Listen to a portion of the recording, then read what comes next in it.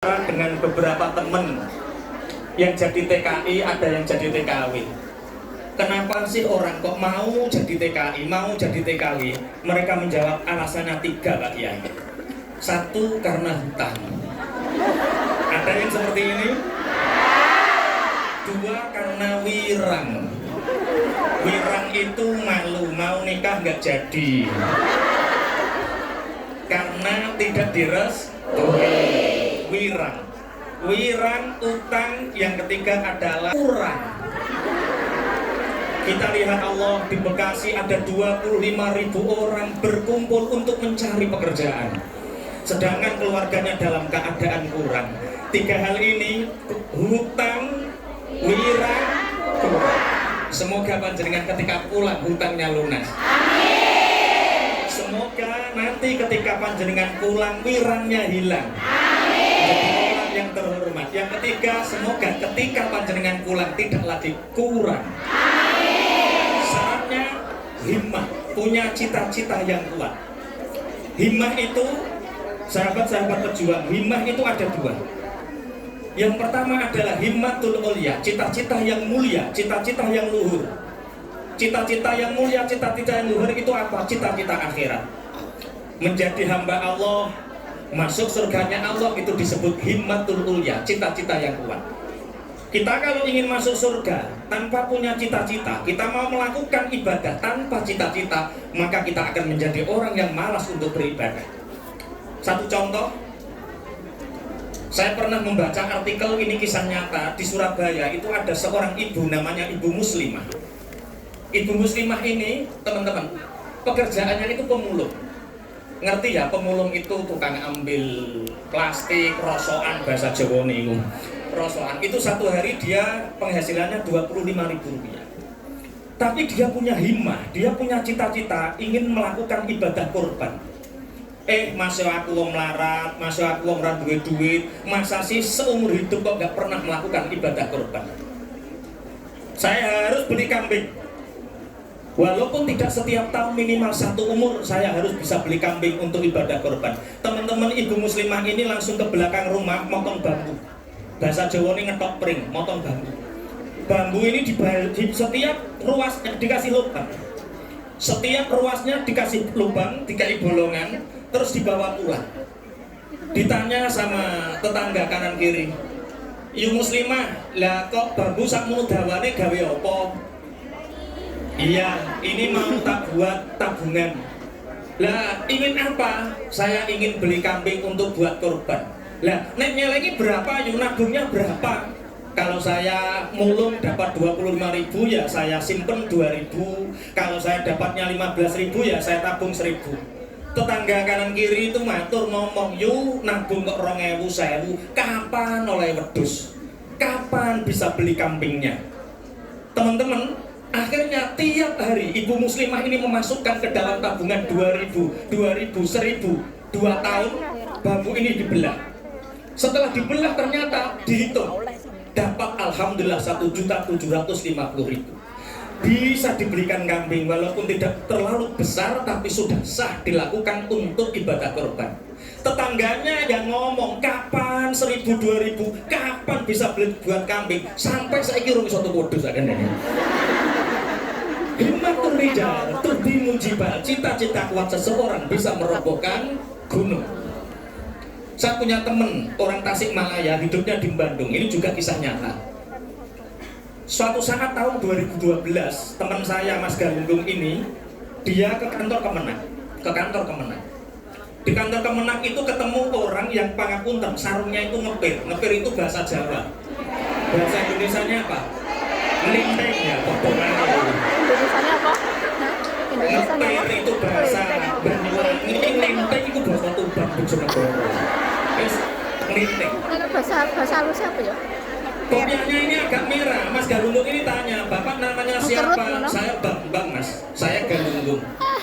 "Bapak kok di kantor Kemenang ini ngapain?" "Pak Mas Galunggung, saya ini daftar haji."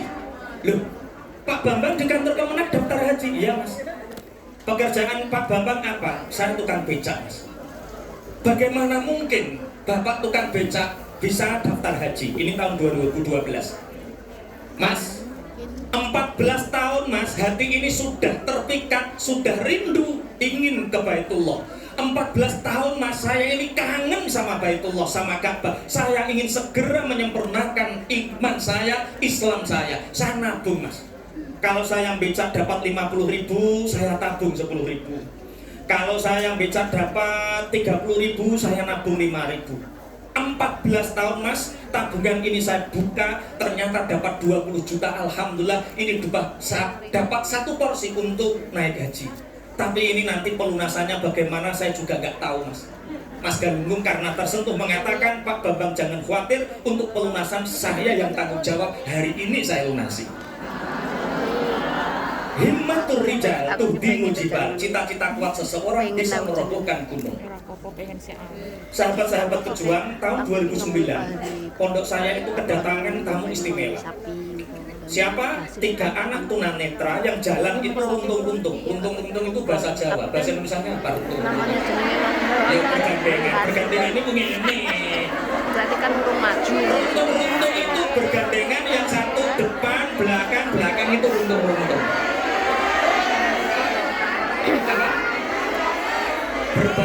Berbaris itu kan tidak. Ya pokoknya runtung-runtung paham ya. Runtung-runtung itu datang sowan. Iya. Tunggu. Pak Kiai kami mau sowan. Loh, enten nopo Kang, enten nopo?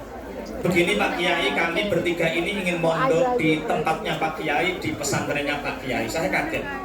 Mas, dalem Pak Kiai. Ini tempat sholatnya agak jauh, kamar mandinya, toiletnya agak jauh, tempat ngajinya juga agak jauh. Ini asramanya lantai 2. Ini kalau kalian mondok di sini apa gak ngerepotkan teman-temannya, ganggu teman-teman? Pun Pak Kiai kata salah satunya, beri kami kesempatan 3 hari Pak Kiai. Kalau 3 hari ini kami bisa mandiri, ke tempat sholat belajar sendiri, ke kamar mandi sendiri, ke asrama sendiri, pun Pak Yai terima. Tapi kalau kami selama 3 hari tidak bisa mandiri, ditolak gak apa-apa. Tak beri kesempatan, saya beri kasih kesempatan 3 hari, alhamdulillah misalkan mereka bisa mandiri. Tak tanya, ini kok mau mondok, mau apa? Ingin menghafalkan Quran Pak Yai. Loh, menghafalkan Quran? Iya. Alasannya Pak Kiai, saya itu tunanetra. Kami bertiga tunanetra. Paling banter seandainya kerja, paling banter itu ya paling banter jadi tukang pijat. Quran kami ingin menagih janjinya Rasulullah, ketika kami nanti masuk surga, kami bisa memberi mahkota kemuliaan, mahkota kebahagiaan kepada kedua orang tua kami. Kami ingin membanggakan kedua orang tua kami Pak Kiai. Lah terus ya sudah, panjenengan terima mon, kami terima Bapak. Kami terima setiap hari anak tunanetra 3 ini nabung sama saya. Hafalan kadang 4 ayat, kadang 12 ayat, kadang 4 ayat, kadang 12 ayat. Alhamdulillah 6 tahun setengah, yang 2 selesai hafid Quran. Yang 1 diterima di salah satu pondok pesantren Bait Quran yang diasuh oleh Dr. Quraisy Shihab di Tangerang. Alhamdulillah sekarang sudah masuk pondok pesantren di Bandung.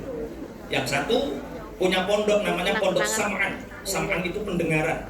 Kenapa pondoknya Sam'an? Karena kiai itu santri saya itu yang tunanetra, santrinya 40 itu tunanetra semua.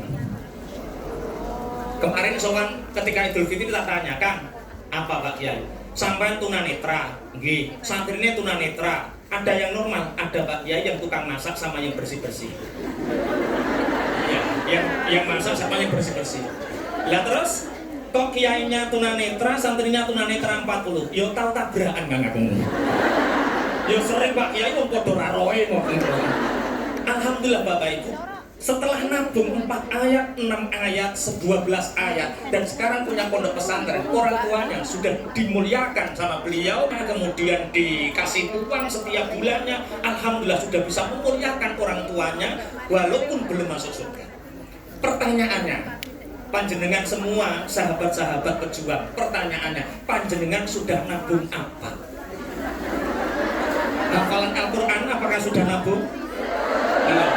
Nabung uang apakah sudah? Sudah. Untuk daftar haji, untuk beli korban? Semoga dimudahkan oleh Allah.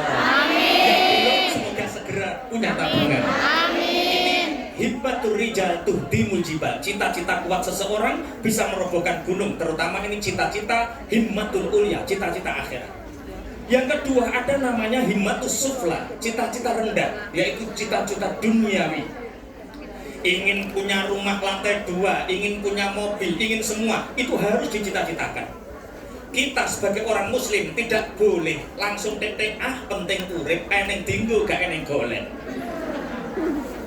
Nggak ada kita cari, ada kita gunakan. Orang seperti itu dia tidak punya visi besar dalam hidupnya. Makanya harus punya cita-cita. Bagaimana mengejar cita-cita duniawi? Yang pertama adalah satu, vibrasikan. Apa itu vibrasi? Vibrasi itu harapan yang digambarkan. Kita boleh bermimpi sesuatu yang tidak mungkin, tapi cara meraihnya harus mungkin. Nanti saya terangkan yang kedua. Begini, saya tak cerita, saya punya teman, bisa sampai cek di Google atau YouTube.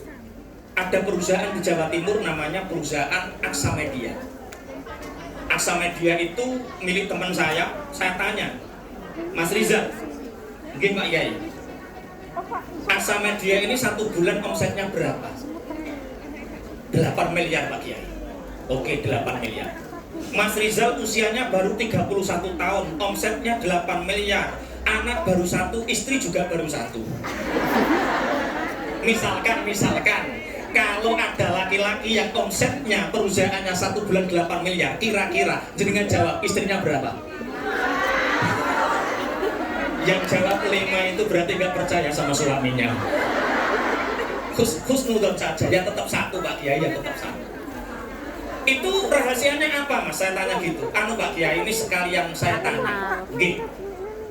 Tanya apa Mas? Dulu ketika saya kelas 2 sanawiyah Pak Kiai, saya itu punya buku namanya buku harian. Buku harian itu saya catat semua di situ kegiatan saya. Termasuk apa yang menjadi catatan saya itu tak catat. Buku harian. Namanya apa? Diare itu nyentret itu diare nyentret buku harian itu saja ya. Di buku harian itu Pak Kiai saya dicatat apa? Lulus sanawiyah saya akan sekolah aliyah di Malang sambil mondok.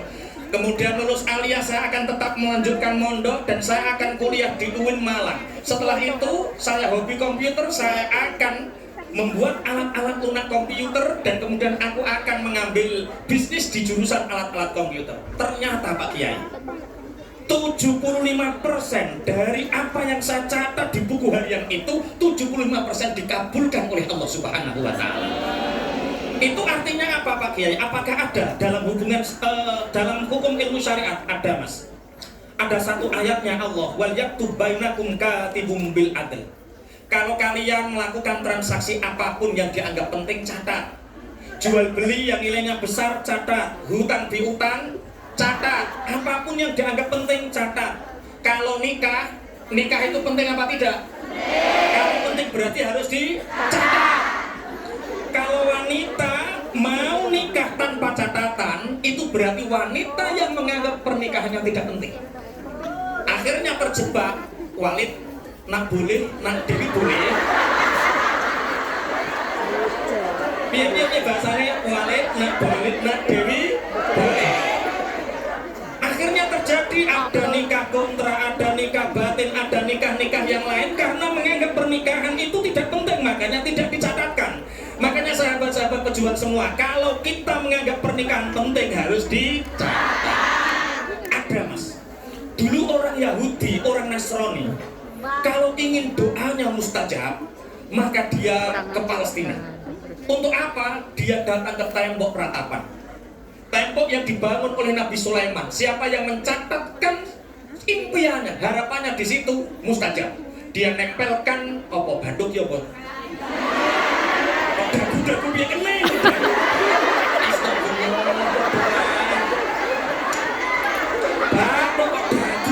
Dadu.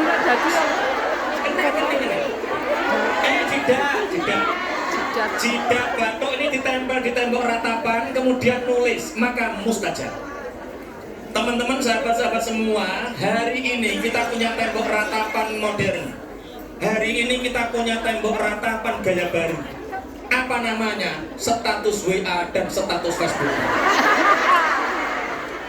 Apa yang panjenengan catat di situ itu akan mudah mustajabnya. Kalau teman-teman nyatet di status WA, cocote tonggo bujak kabeh.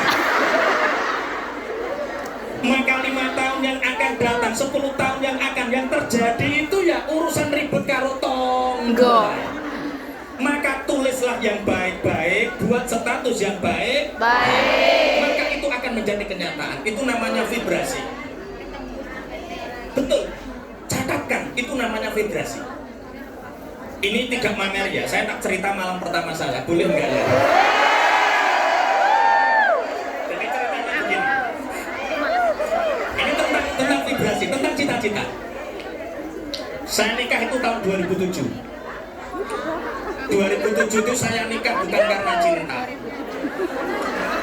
Beda sama teman-teman saya. Teman-teman saya itu mengatakan kalau nikah tanpa cinta itu akan terasa hampa. Lah, panjenengan nikah karena apa, Pak Kiai? Saya nikah karena kasihan. Jadi tahun 2007 teman-teman saya itu ngajar di salah satu pondok putri. Ngajar di salah satu pondok putri, ketika itu ada salah satu santriwati pondok putri itu rumahnya Ponorogo. Itu cantik, pengertian, baik. Itu bermimpi, mimpi ini seakan-akan nyata. Mimpi ini seakan-akan nyata. Dalam mimpinya itu beliau seakan-akan diberi jubah warna hijau sama Pak Kiai, kemudian disuruh ngasihkan saya.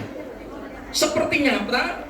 Habis subuh, santriwati Ponorogo ini sowan sama Pak Kiai. Pak Kiai didalu kula nyipi kados-kados nyoto. Nyipi napa nduk, jenengan maringi kula jubah Pak Kiai, panjenengan memberi saya jubah warnanya hijau. Oh, kalau jubah itu artinya jodoh nduk. Lah terus piye nu? Panjenengan merintahke kula maringi Pak Toha. Oh, lah nek ngono Pak Toha iku jodohmu nduk. Hunna libasul lakum wa antum libasul lahun. Suami itu pakaian bagi istri, istri itu pakaian bagi suami. Berarti Pak Toha itu jodoh munduk. Dan mumpung ini liburan, segera ke Bojonegoro, ceritakan mimpimu, mintalah untuk dilamar.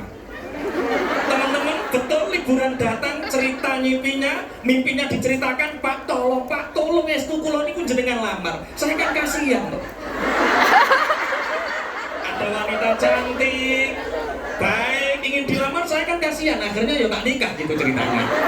Nah ini setelah qabiltu nikaha wa tazwijah, ini malam pertamanya nih. Malam pertama jam 7:30 malam.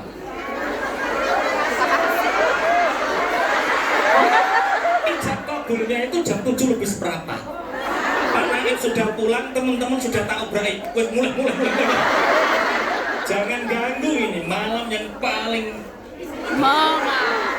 ini malam pertama, istri itu buka. Kretek itu main gebiar. Ini rumahnya sudah tembok kosong kretek. Dibuka. Istri saya itu kaget. Mas, panggilnya masih mas kan, masih anu tuh. Kalau sekarang punya anak 3 kan panggilnya Abi. Kalau dulu mas. Itu buka pintu itu kaget. Mas, ada apa Dik? Ini maksudnya apa mas? Di ruang pengantin teman-teman, saya tempel 3 hal. 1 gambar Ka'bah, 2 gambar mobil, 3 gambar rumah. Di kamar saya tak tempel, Dik, ini cita-cita kita Dik. Ini cita-cita kita. Ka'bah, ketika kita masuk kamar Dik, memandang Ka'bah, kita berdoa kapan kita bisa menyempurnakan Islam kita. Kita harus ke sana Dik, untuk menyempurnakan keislaman kita. Dan terus mobil, Dik, kita harus punya mobil. Sampean omahe Ponorogo, aku Bojonegoro. Ini perjalanan sepeda motor saja 4 jam Dik. Ini kalau mobil bisa 5 jam Dik. Lah nek 5 tahun kita nikah, punya anak 3, belum punya mobil. Kalau Idul Fitri mudik gimana dimulai Dik? Anak pertama di depan, anak kedua dicepet di tengah, anak ketiga digendong. Lah terus pite semogone. Yo kabarnya menantu silaturahim ke mertua, kabar gambarnya itu memberi sesuatu 100.000, 200.000 uang saku kepada mertua, tapi hakikatnya ketika menantu datang itu pulang itu ngerampok apa menurut pitanya digowo, sak kucing-kucingnya digowo. Lah terus mas, ya kita harus punya mobil deh, kita harus punya mobil. Lah kemudian rumah, setiap orang mengidamkan rumah deh. Teman-teman sahabat pejuang, tahun 2007 saya nempel gambar Ka'bah. Tahun 2007 saya nempel mobil. Sampai tahun 2007 saya nempel gambar rumah. Tahun 2010 ternyata alhamdulillah Allah mengijabah. Sudah bisa ke Mekah, sudah punya mobil, sudah bangun rumah. Himmatur rijal tuhdimul jibal. Cita-cita kuat seseorang bisa merobohkan gunung. Pertanyaannya sekarang, panjenengan sudah nempel apa di kamarnya? Jangan-jangan yang ditempel itu kalender BRI. Jangan-jangan yang ditempel itu kalender BMT, sehingga secara otomatis teman-teman otak kita akan terinstal, di otak kita akan terinstal kapan lunas, kapan utang nenek, sehingga hidup kita yang dipikir hanya kreditan dan angsuran. Tolong habis ini suaminya yang di rumah, anak yang di rumah, mbahnya di rumah, mbah, nak, mas, tolong kalender-kalender bank itu semua bakar. Ganti dengan foto mama, ganti dengan foto saya, biar didoakan dengan segala kebaikan. Allahumma Amin. himmatur rijal tuhdimul jibal. Cita-cita kuat seseorang bisa merobohkan gunung. Ini yang kita persiapkan. Jadi yang ikut nanti, pangapunten, ini ada beberapa sesi, ini akan terus berlanjut. Yang ikut nanti tolong harus punya gambaran apa yang saya tempel nanti di kamar saya, apa yang dilihat suami ketika di rumah, apa yang saya lihat ketika di kamar saya. Dan ini akan menjadi cita-cita kita, harapan kita. Allahumma Amin. baru satu, sudah setengah jam, padahal masih ada 5. Lanjut ya. Lanjut. Yang kedua, apa yang dipersiapkan? Al-ulumul wasi'ah, ilmu yang luas. Ilmu apa Pak Kiai? 1 ilmu dunia, 2 ilmu akhirat. Man aradad dunya fa'alaihi bil ilmi wa man aradal akhirah fa'alaihi bil ilmi. Siapa ingin menggenggam dunia, bahagia di dunia, nyaman di dunia, dia harus punya ilmu, namanya ilmu dunia. Kalau orang tidak punya ilmu dunia, pangapunten, dia akan terlena. Sehingga saya tak cerita, saya punya rutinan, biasanya di Taiwan punya rutinan, teman-teman sama, TKW, ada yang TKI. Itu rata-rata ngeluhnya seperti ini, Pak Kiai, saya kerja di Taiwan sudah 10 tahun, 15 tahun, tapi ketika pulang saya nggak punya apa-apa. Apa yang terjadi teman-teman? Karena dia hanya bisa nabung dan tidak memperdalam ilmu. Dia tidak mau belajar lagi sesuatu yang bermanfaat untuk dirinya tentang duniawi, sehingga mereka satu rata-rata terjebak apa? Investasi bodong. Paham maksudnya investasi bodong? Teman-teman sahabat pejuang, kalau Anda tidak menguasai ilmu bisnis, maka tolong nabung saja, uang bawa pulang, jangan ikut investasi apapun.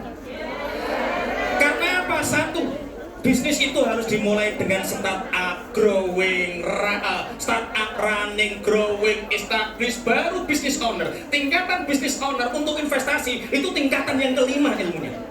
Kalau panjenengan tidak paham startup, running, growing, establish, baru business owner tidak tahu, cukup nabung saja.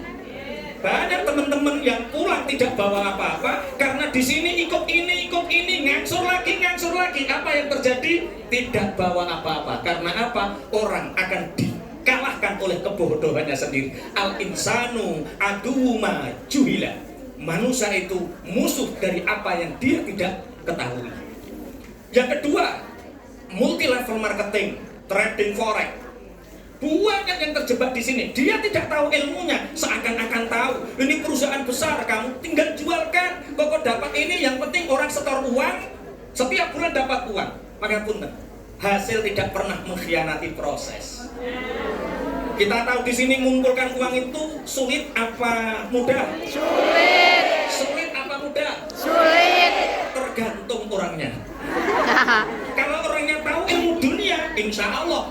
jalan-jalan, uangnya jalan. Saya di rumah punya apotek, saya di sini apoteknya itu ada yang jaga, dapat keuntungan. Saya ke sini di rumah dapat uang apa tidak? Dapat. Saya sama Pak Eko yang tadi ngawal punya perusahaan santan bubuk. Santan bubuk karena sekarang kelapa mahal. Iya, bagaimana cari kebutuhan orang lain, penuhi kelapa mahal. Ayo buat kita santan bubuk. Santan bubuk ini dijalankan oleh sales-salesnya. Mereka jalan, saya di sini sama Pak Eko. Di rumah dapat uang apa tidak? Dapat. Oh, ternyata dapat uang itu mubah kalau tahu ilmunya. Lah, kalau tidak tahu ilmunya, jangan ikut terjun apapun tentang investasi bodong. Yang kedua, rata-rata karena multi level marketing. Yang ketiga, teman-teman Taiwan itu mereka tidak bawa pulang apa-apa. Karena apa? Karena tidak menguasai ilmu hutan.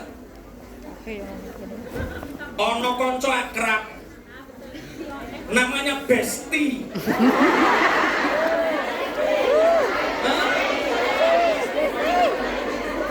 Oh gini Besti ya. Punya teman akrab Besti. Akhirnya sering kalau akad kalau minggu bareng, nonton bareng, ngaji bareng, apa-apa bareng. Akhirnya sama-sama butuh uang. Mbak, apa Besti? Besti iku J. Ini uang ada enggak ya? Saya mau pinjem lah, kebetulan saya juga enggak ada. Lah terus, ayo sama-sama pinjem. Lah kebutuhanmu berapa? Ini suami itu mau bangun rumah kurang 50 juta. Ya sudah, saya juga butuh 50 juta. Lah terus, hutang salah satu di antara mereka, paspornya dibuat jaminan. Setelah paspornya dibuat jaminan, dapat hutang 100 juta. Yang 50 buat temennya, yang 50 buat temennya. Kemudian di tengah jalan, perjanjiannya 5 bulan, 6 bulan, yang ngangsur satu bestinya. Sebelum 7 bulan, bestinya kabur. Akhirnya setahun, setengah tahun gajinya habis untuk nyauri. Nelpon Pak Kiai, tolong solusinya Pak Kiai. Saya nggak nyangka teman dekat sejahat itu. Tak dari Mbak, apa Pak Kiai? Seumur hidup saya nggak pernah ditipu orang lain. Yang nipu saya itu orang-orang dekat saya semua. Loh kita berarti senasib Pak Kiai, senasib kita itu. Tandanya orang yang ingin dijadikan kaya oleh Allah itu biasanya ditipu orang. Di sini ada yang pernah ditipu temennya? Ada. Yang pernah ditipu temennya angkat tangan. Ikhlaskan, itu tanda, itu sinyal panjenengan akan diberi kekayaan yang melimpah oleh Allah. Syaratnya ikhlas. Ono sing batange nih Pak Yai, aku yo ikhlas, tapi aku reso lali.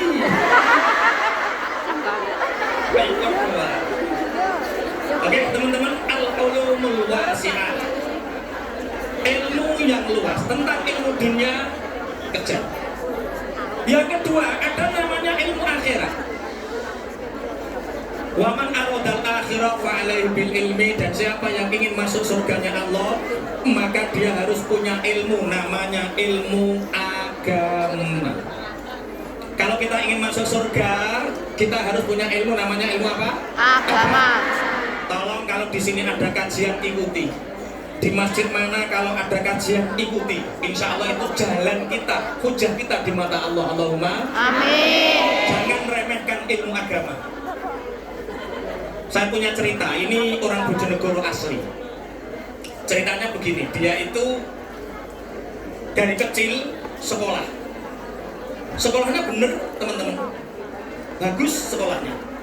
Sekolahnya di sekolah favorit, mulai SD, SMP, SMA. Tapi dia meremehkan ngaji. Dia meremehkan ngaji, enggak ke musola hanya sholat, enggak ke TPI, enggak ke madrasah diniyah. Dia pokoknya sekolah sampai kuliah di Jakarta.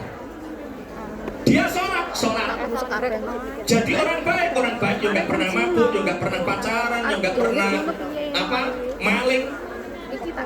Karena apa? Ya orang tuanya baik, lingkungannya baik, teman-temannya baik, kerabatnya baik, sehingga anak ini tetap jadi anak baik. Ya sholat, tapi pangapunten tidak bisa ngaji. Kemudian dia S3. Setelah S3 diterima di salah satu badan usaha milik negara BUMN di Jakarta, gajinya 25 juta.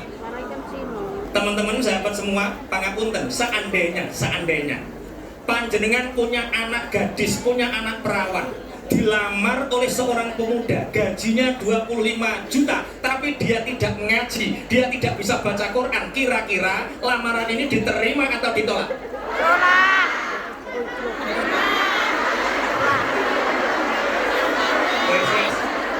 Ini kayak alasan jawab ditolak ini orang dua anak perawan gitu.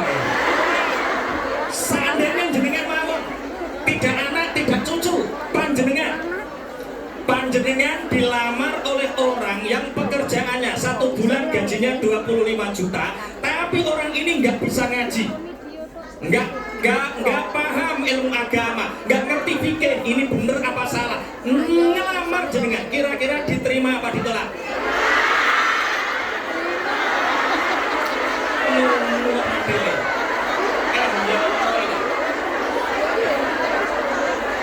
Panjenengan pangapunten, kalau terima suami itu ditanya ngajinya di mana atau kerjanya di mana?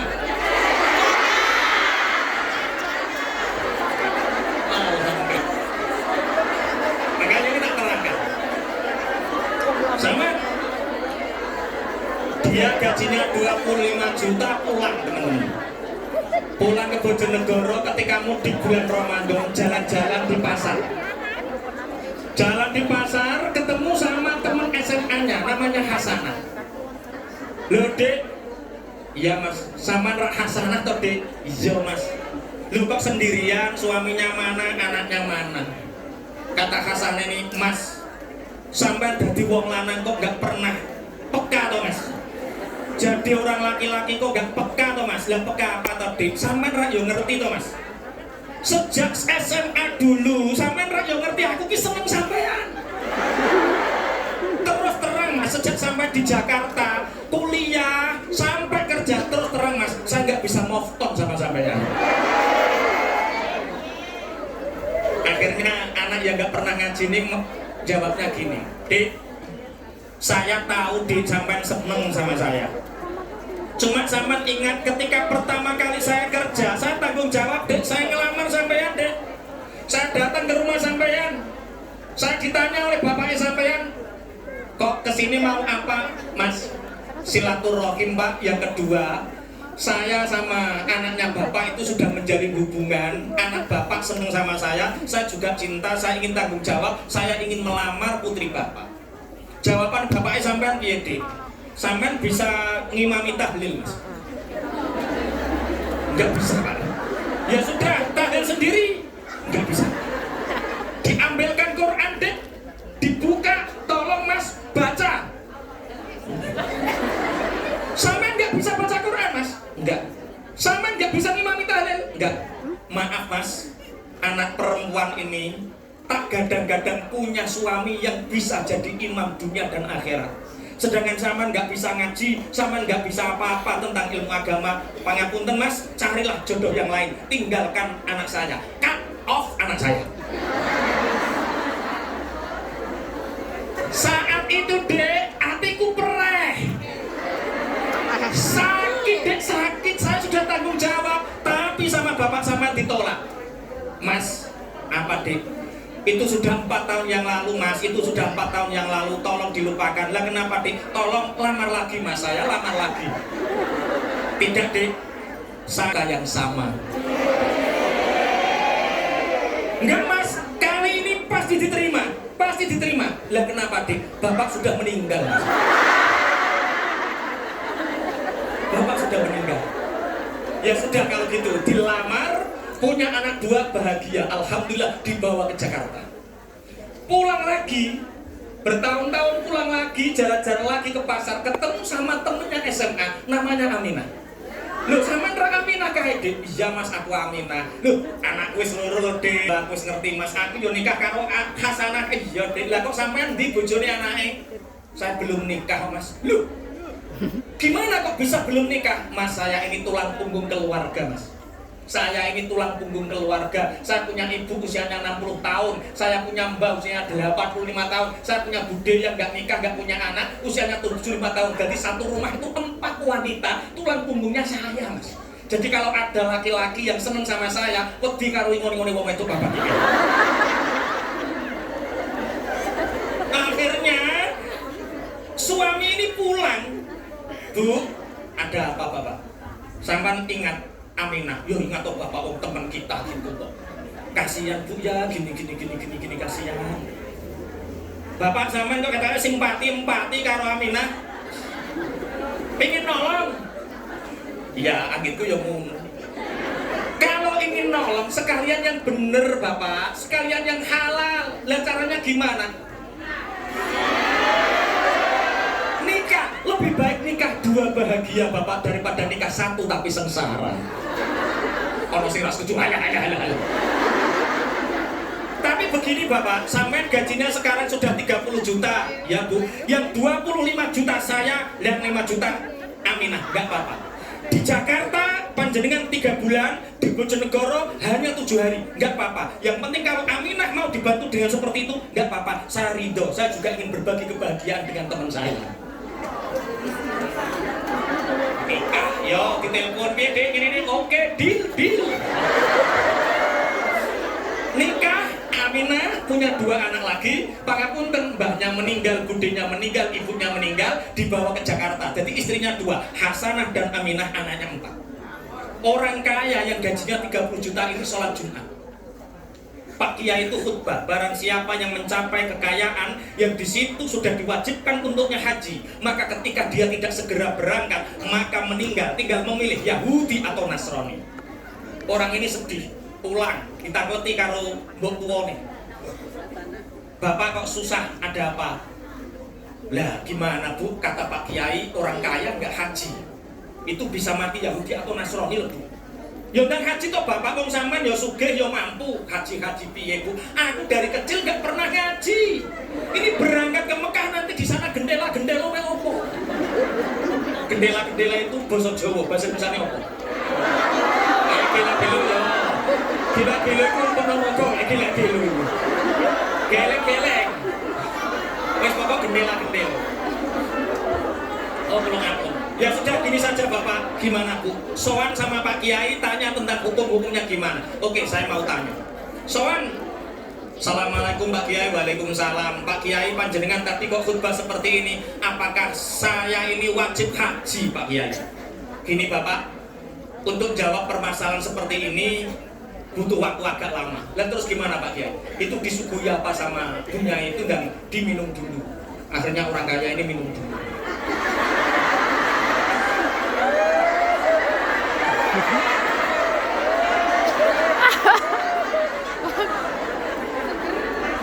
Makanya minum dulu. Aku yang nggak masker dulu.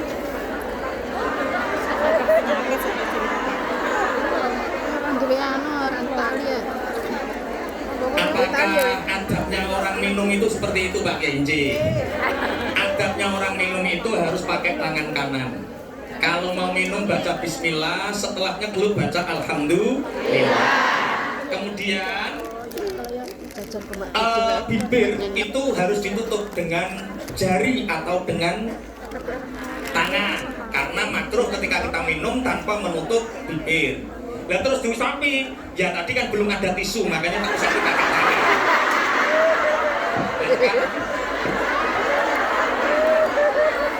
Ini panitianya peka sekali ini. Sudah Pak Kiai, saya sudah minum.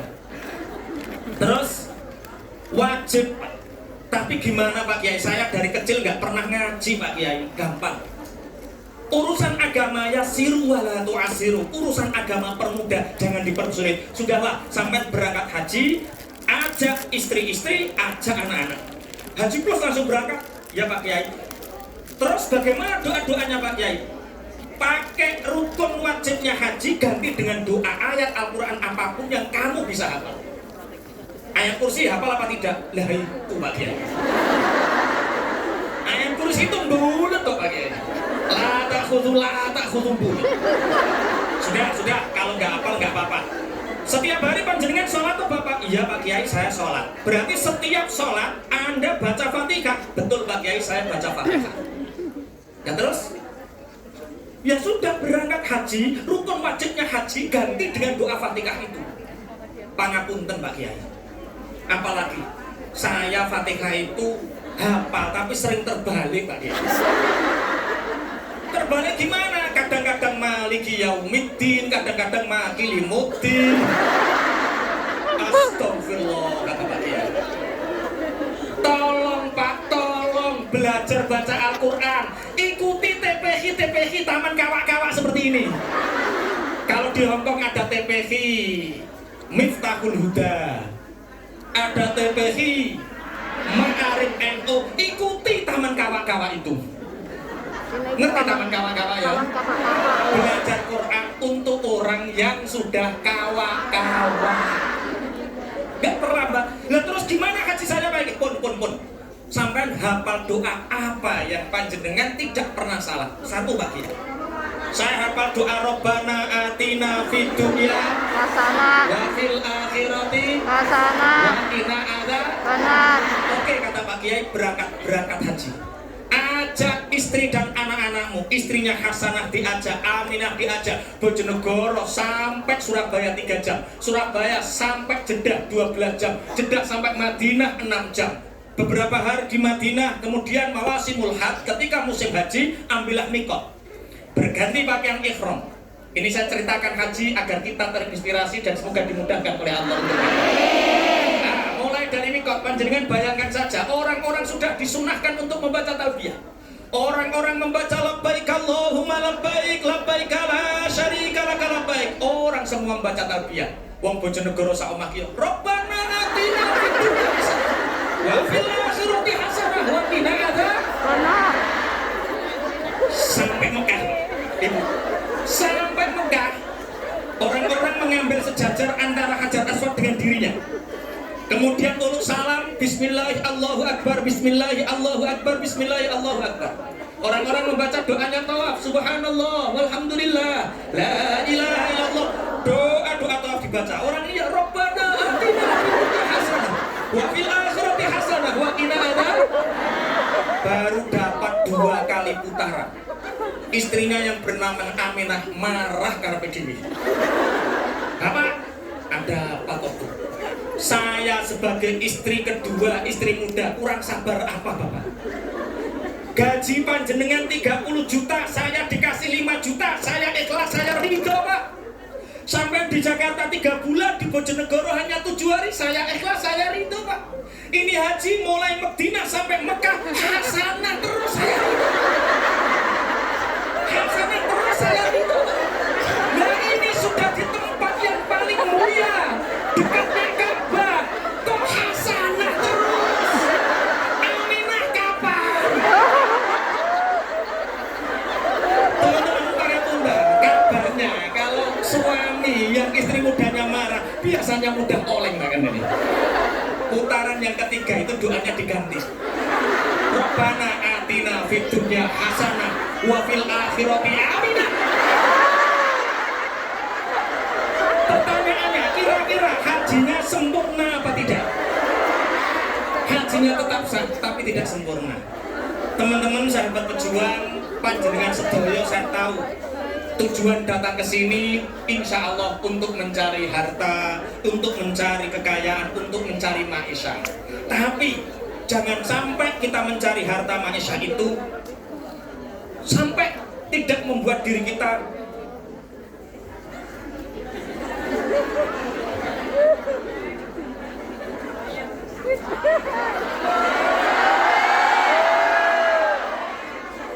berarti 5 menit lagi. Lanjut ya. Jangan sampai panjenengan di sini tidak merubah menjadi lebih baik. Di sini ada TPH, ada Taman Kawak-Kawak. Ikuti kajian-kajian ilmu agama agar boleh Anda ketika datang dari rumah ke sini nggak bisa baca Quran, tapi buktikan Anda di sini 2 tahun, 3 tahun, 5 tahun pulang bisa bawa Quran, baca Quran, bawa uang. Allahumma amin. Yang pertama yang disiapkan untuk kita kita bisa sukses barokah. Satu, himmatul qawiyah, cita-cita yang kuat. Yang kedua adalah al-ulumul wasi'ah, ilmu yang luas, banyak belajar, banyak ngaji. Kalau memang kita tidak memungkinkan untuk belajar ilmu duniawi, jangan ikut investasi apapun, nabung sebanyak-banyaknya untuk bekal anak cucu kita. Allahumma. Yang ketiga, lanjut dulu, kurang berapa menit ini? Kurang 7 menit. Masih Cina. Saya kira jam 11.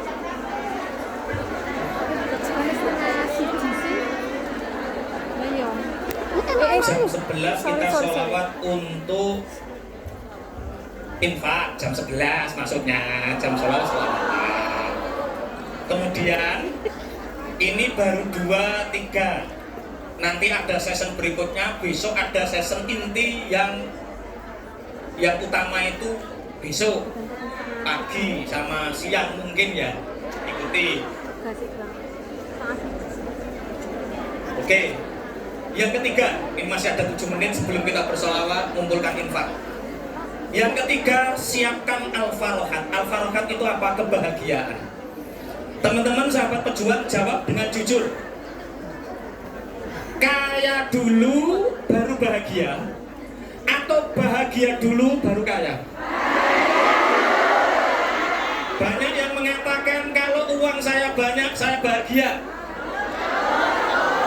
Banyak yang mengatakan kalau anak saya pejabat, saya bahagia.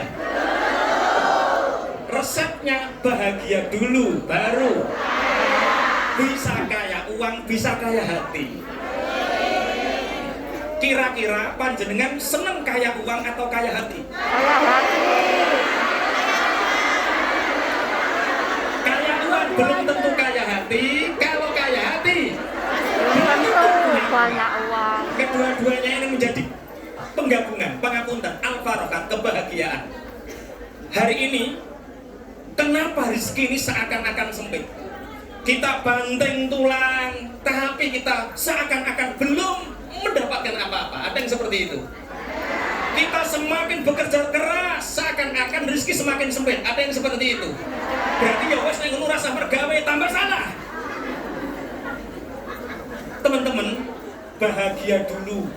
Bahagia, satu, perbaiki hubungan kita dengan Allah. Yang mungkin sholat kita masih bolong-bolong, genepi. Mungkin kita jarang duha, disergepi.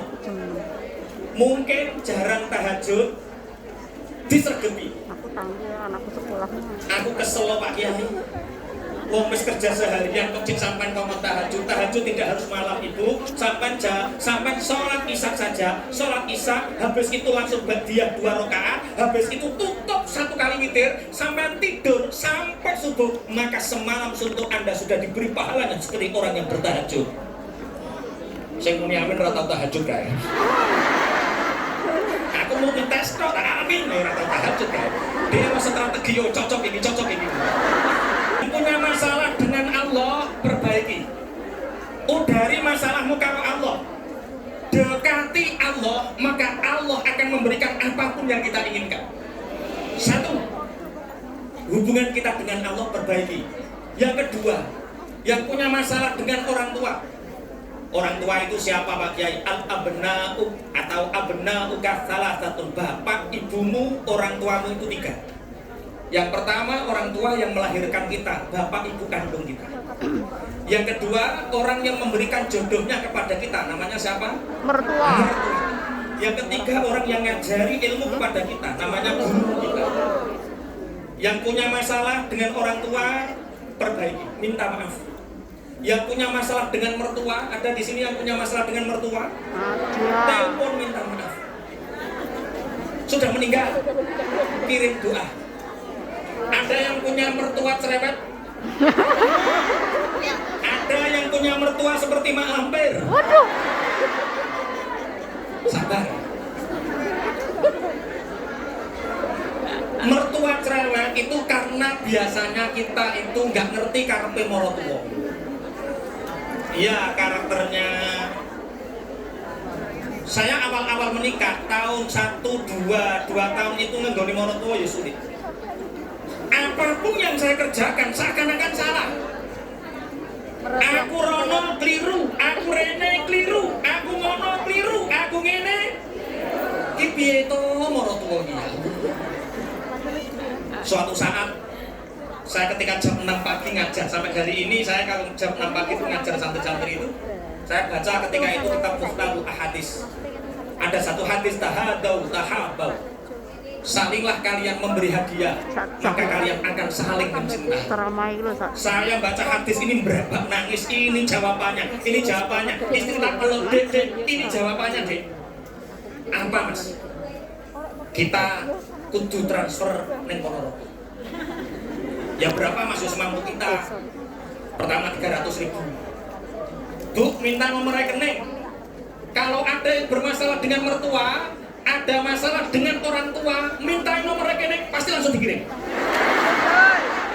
Ada yang punya masalah sama saudara, baik saudara kandung atau saudara ipar, yang punya masalah orang rekening ditakoi, nggak bisa diajak bicara, minta nomor rekening, pasti dikirim. Pasti dikirim. Setelah dikirim nomor rekening, tak transferin 300.000. Saya tanya tetangga kanan kiri, ibu tak kirimi duit 300.000 gimana? Wah seneng. Diceritakan, aku dikirimi mantuku Bojonegoro, aku dikirimi mantuku Bojonegoro. Cerita wong diambil belikan telo dibagi-bagi di toko.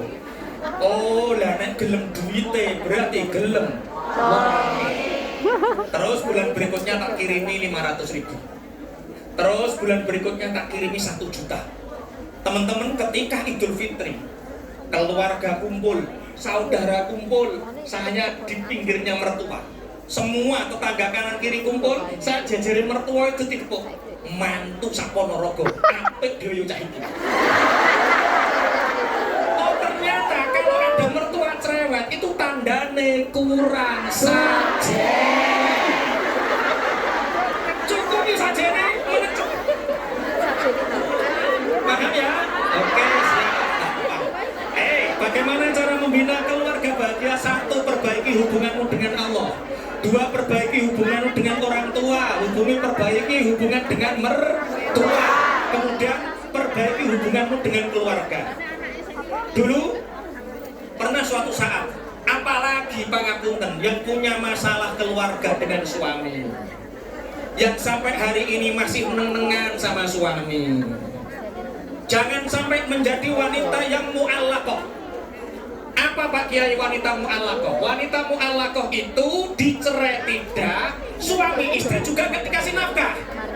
Dikasih nafkah tidak, disenangi tidak, dicerai tidak. Maka wanita yang digantung mu'allaqah ini, suaminya dosa, istrinya juga dosa. Maka dalam keluarga al-farokat yang bahagia itu yang tentukan kalau lanjut ya bahagia, kalau tidak lanjut jangan digantung, titik. Kok langsung mau ngomong ini mikir apa sampai? Mikir bocor dua-dua loh.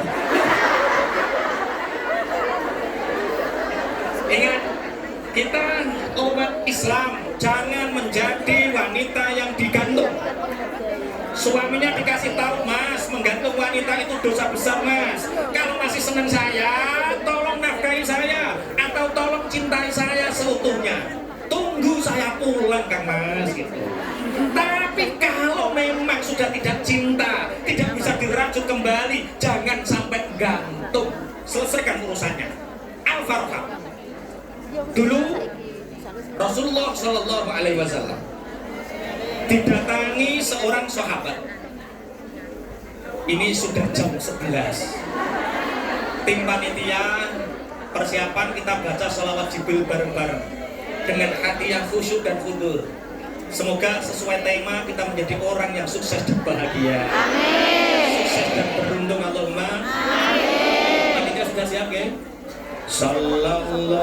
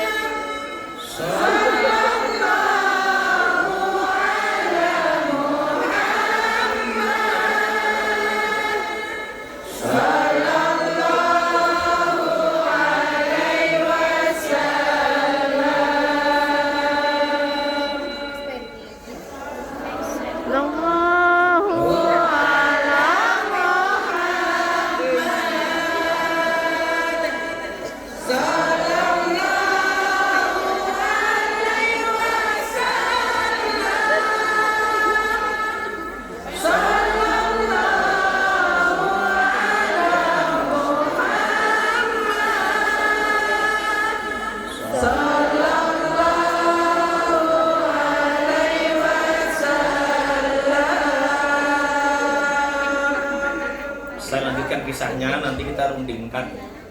Ini mestinya satu pertemuan 6 yang kita bahas, baru 3. Ini yang 3 ini kira-kira dibahas kapan?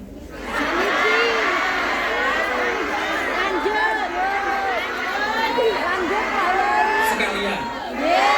Ini jam 11.15 doa. Gimana panitia? Langsung 3 dulu. Ini 3 saja. Mungkin yang ingin 3 ini besok atau besok pagi. Seiki wae. Kok manut Pak Kiai. Teman-teman, al-ghaib kal mayyit. Tamu itu seperti orang mati. Jadi Pak Kiai datang ke sini itu diundang. Yang undang ini tuan rumah. Kalau saya tamu seperti orang mati. Kalau saya rewel berarti mayitnya rewel. Berarti tamu harus menuruti tuan rumah. Berarti 3 dulu. Yang 3 insya Allah nanti kita rundingkan sama panitia, nanti jenengan dapat pengumuman insya Allah.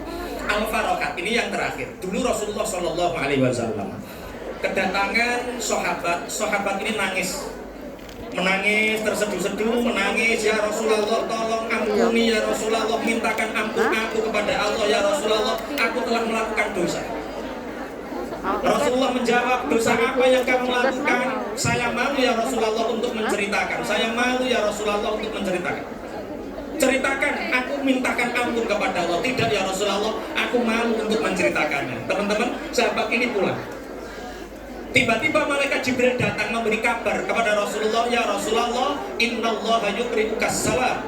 Ya Rasulullah, sungguh Allah telah mengirimkan untukmu salam. Ada apa Jibril? Ya Rasulullah, Allah memberi kabar bahwa sahabat yang tadi menangis, sahabat yang tadi memintakan diampuni dosanya ya Rasulullah, sungguh dosanya telah diampuni oleh Allah. Rasulullah kaget, wahai Jibril, apa yang menyebabkan begitu cepatnya dosa orang ini diampuni oleh Allah? Malaikat Jibril menjawab, ya Rasulullah, laki-laki ini adalah orang yang membahagiakan keluarganya. Dia datang ketika sampai pintu rumah, anak-anaknya ini sedang bermain. Di depan rumah anaknya bermain, tahu bapaknya rawuh, langsung berdiri menyambut, Bapak rawuh, Bapak rawuh.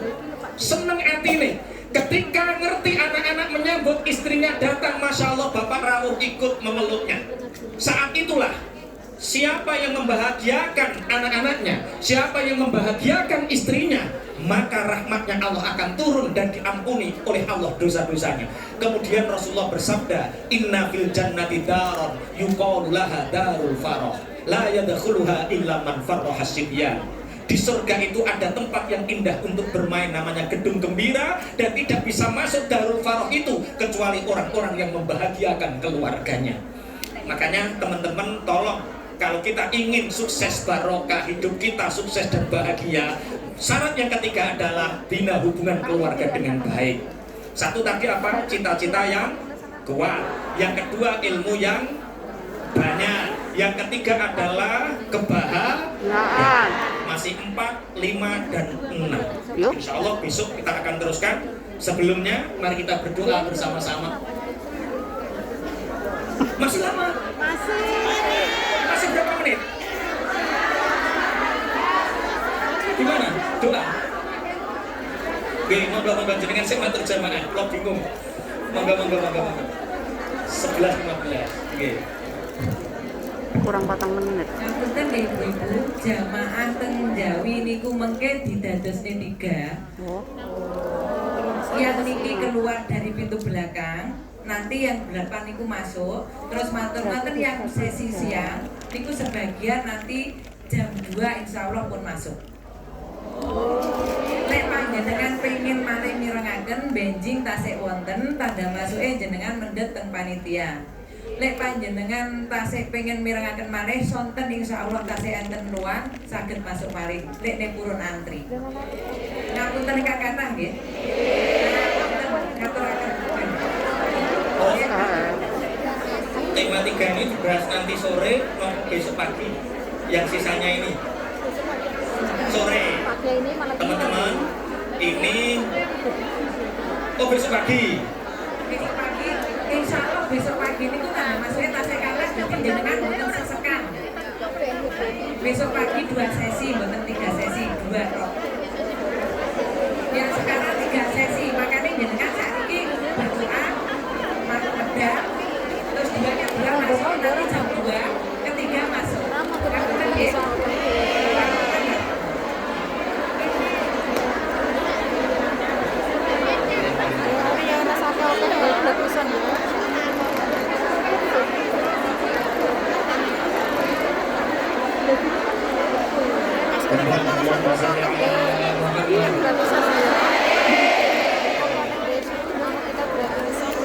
Teman-teman, ya beginilah dunia. Kadang dunia itu tidak seperti yang kita harapkan. Nanti kalau kita sama-sama masuk surga, ngaji di surga sakatoke. Nah, ini sementara baru 3 insya Allah, 3 tema yang selanjutnya. 6 tahapan sukses ini kita bahas besok pagi. Nanti season kedua temanya beda, season ketiga temanya beda, season keempat besok pagi temanya melanjutkan ini, kemudian season kelima temanya beda lagi. Ini mari kita berdoa bersama-sama. Ini adalah doa untuk TPV Ma'arif NU, semoga semakin barokah, bermanfaat, khususnya untuk yang hari ini milad ulang tahun Ustazah Ibunda Handini. Semoga Allah panjangkan umurnya, diberi keberkahan dalam kehidupannya dunia dan akhirat. Al-Fatihah. Bismillahirrahmanirrahim. Alhamdulillahirabbil alamin arrahmanir rahim maliki yaumiddin. Iyyaka na'budu wa iyyaka nasta'in. Ihdinas siratal mustaqim siratal ladzina an'amta 'alaihim ghairil maghdubi 'alaihim waladdallin. Bismillahirrahmanirrahim. Alhamdulillahirabbil alamin hamdan yuwafi ni'amahu wa yukafi'u mazidah. Ya Rabbana lakal hamdu kama yanbaghi li jalali wajhikal karim wa 'azimi sultanik. Shallallahu wassalamu ala sayyidina Muhammadin alhamdulillahirabbil alamin. Allahumma inna maghfirataka arja min a'malina ya Allah. Sesungguhnya ampunanmu lebih kami harapkan daripada amal ibadah kami ya Allah. Wa inna rahmataka awsa'u min dzunubina, dan sesungguhnya rahmat kasih sayangmu ya Allah lebih luas daripada dosa-dosa yang kami lakukan ya Allah. Allahumma illam nakun ahlan an nabla rahmatak fa rahmatuka ahlun an tablughana li annaha wasi'at kulla syai'. Ya Allah, seandainya dosa kami terlalu banyak ya Allah, sehingga kami tidak pantas mendapatkan rahmat dan ampunanmu, maka kami yakin rahmat dan ampunanmu lebih luas daripada dosa-dosa yang kami lakukan ya Allah. Allahumma aslih qulubana ya Allah, perbaiki hati kami ya Allah. Wa azil uyubana, tutupi keburukan-keburukan kami ya Allah. Wa tawallana bil husna, condongkan hati dan perbuatan kami kepada kebaikan ya Allah. Allahumma fir lana dzunubana wa liwalidina wa rabbayana shighara. Ya Allah, ampuni dosa kami ya Allah, ya Allah, dosa guru-guru kami ya Allah, dosa orang tua kami yang telah membimbing kami di waktu masa kecil kami ya Allah. Rabbana hab lana min azwajina wa dzurriyyatina qurrata a'yunin waj'alna lil muttaqina imama. Ya Allah, berilah kami, anugerahkanlah kami kepada kami, keluarga, suami, anak yang menjadi penyejuk mata dan hati kami ya Allah, dan jadikan kami pemimpin-pemimpin yang bertakwa ya Allah. Allahumma hasil fi maqasidina wa qdi fi hawaijina. Ya Allah, kabulkanlah harapan kami ya Allah, kabulkanlah harapan kami, istajabkanlah doa-doa kami ya Allah. Doa-doa kami, harapan kami dunia dan akhirat ya Allah. Dunia hasanah wa fil akhirati hasanah wa qina adzabannar. Rabbana zalamna anfusana wa illam taghfir lana wa tarhamna lanakunanna minal khasirin. Rabbana atina fid dunya hasanah wa fil akhirati hasanah wa qina adzabannar. Rabbana atina fid dunya hasanah wa fil akhirati hasanah wa qina adzabannar. Sallallahu ala sayyidina Muhammadin subhana rabbika rabbil izzati amma yasifun wa salamun alal mursalin walhamdulillahi rabbil alamin. Bismillahil Fatihah.